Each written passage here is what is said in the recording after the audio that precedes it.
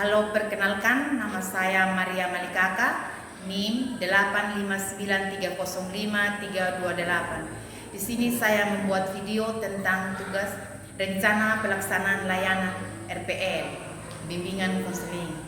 Komponen layanan dasar, bidang layanan yang sosial, topik atau tema layanan adalah Stop Bullying. Sasaran layanan kelas 5 SD. Halo anak-anak bangsa, stop bullying. Yang paling pengertian bullying.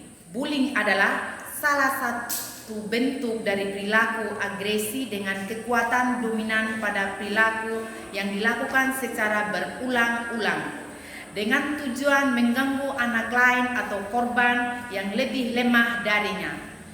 Victoria Department of Education and Early School Development mendefinisikan bullying terjadi jika seseorang atau sekelompok orang mengganggu atau mengancam keselamatan dan kesehatan seseorang baik secara fisik maupun psikologis, mengancam properti, reputasi, atau penerimaan sosial seseorang serta dilakukan secara berulang dan terus-menerus. Terdapat beberapa jenis bullying. Bullying dapat berbentuk tindakan fisik dan verbal yang dilakukan secara langsung maupun tidak langsung. Barbara Coloroso membagi jenis-jenis bullying ke dalam 4 jenis, yaitu sebagai berikut. Yang pertama, bullying secara verbal. Bullying secara verbal adalah perilaku ini dapat berupa julukan nama, celaan, fitnah, kritikan kejam, penghinaan, pernyataan-pernyataan yang bernuansa ajakan seksual atau pelecehan seksual, teror, surat-surat yang mengintimidasi, tuduhan-tuduhan yang tidak benar, kasakusuk yang keji dan keliru, gosip dan sebagainya. Dari ketiga jenis bullying dalam bentuk verbal adalah salah satu jenis yang paling mudah dilakukan, dan bullying bentuk verbal akan menjadi awal dari perilaku bullying yang lainnya, serta dapat menjadi langkah pertama menuju pada kekerasan yang lebih lanjut. 2. Bullying secara fisik.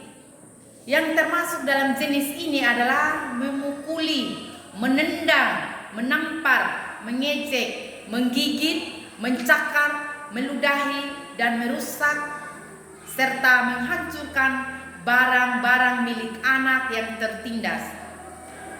Kendati bullying jenis ini adalah yang paling tampak dan mudah untuk didefinisikan, namun kejadiannya bullying secara fisik tidak banyak bullying dalam bentuk lain. Remaja yang secara teratur melakukan bullying dalam bentuk fisik kerap merupakan remaja yang paling bermasalah dan cenderung akan berkelahi pada tindakan-tindakan kriminal yang lebih lanjut.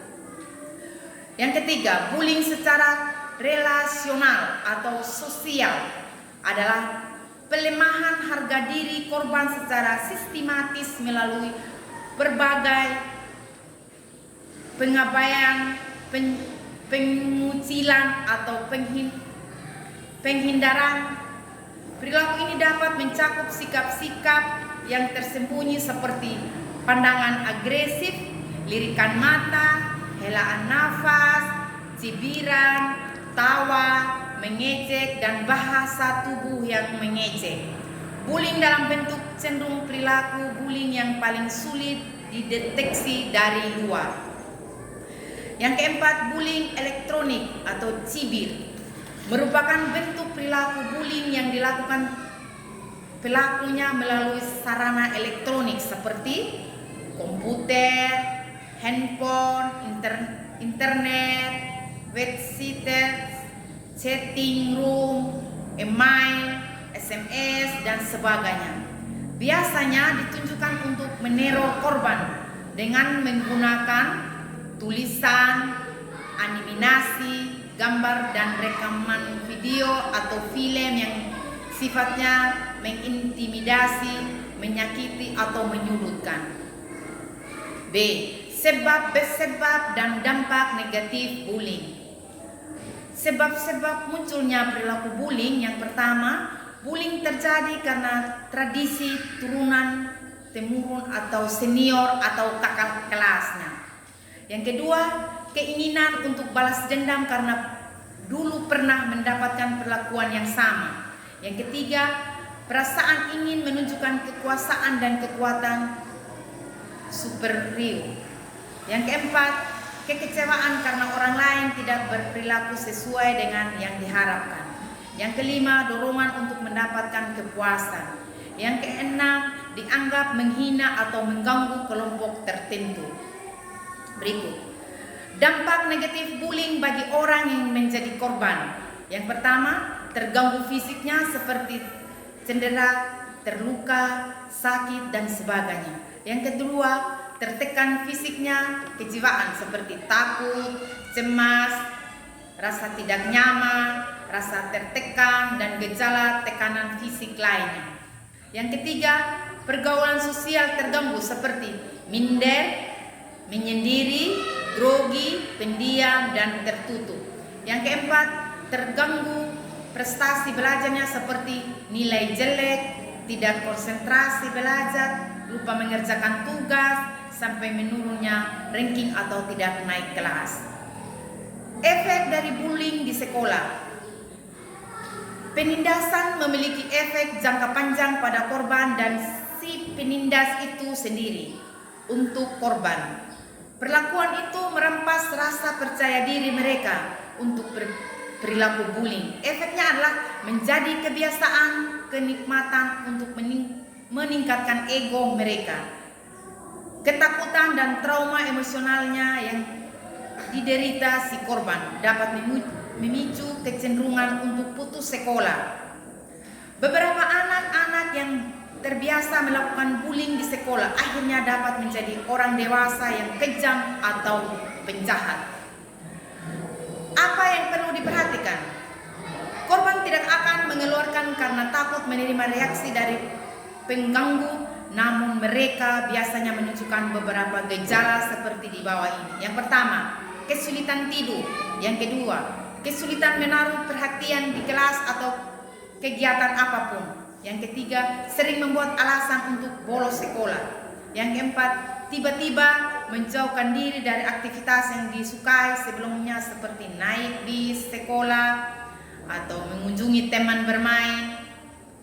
Yang kelima, tampak gelisah atau lesu dan putus asa terus-menerus. C. Bagaimana mencegah dan melawan bullying? Untuk mencegah agar kita tidak menjadi korban tindakan bullying, antara lain yang dapat kita lakukan adalah yang pertama, hindari membawa atau memakai barang-barang mahal atau uang yang berlebihan.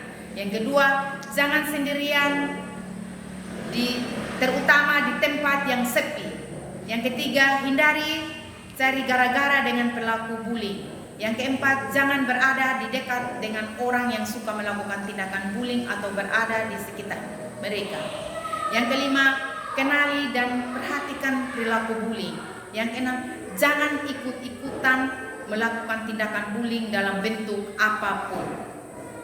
Sedangkan untuk melawan perilaku bullying, kita dapat mengambil sikap sebagai berikut. Yang pertama, jadilah orang yang percaya diri dan tunjukkan ketahanan diri bahwa kita tidak mau mengganggu dan diganggu. Yang kedua, bersikap tenang saat ada yang mengganggu. Jangan biarkan emosi terpancing. Yang ketiga, jika melihat ada teman yang menjadi korban, maka tolonglah korban dan laporkan. Yang keempat, lakukan perlawanan diikuti dengan berteriak, lari, atau tindakan apapun sambil mencari pertolongan orang lain. Catatlah tempat orang-orang yang terlibat dan jenis gangguan yang mereka lakukan. Laporkan pada orang tua atau guru pihak yang berwajib. Sekian dan terima kasih. Salam.